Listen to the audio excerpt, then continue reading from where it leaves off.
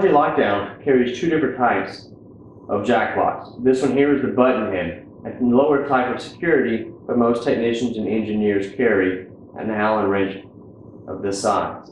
To install, all you do, slide it into position, like so. Take your Allen, tighten it until it is snug, like so.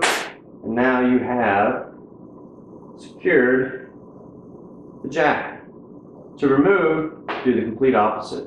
Take your Allen, loosen it,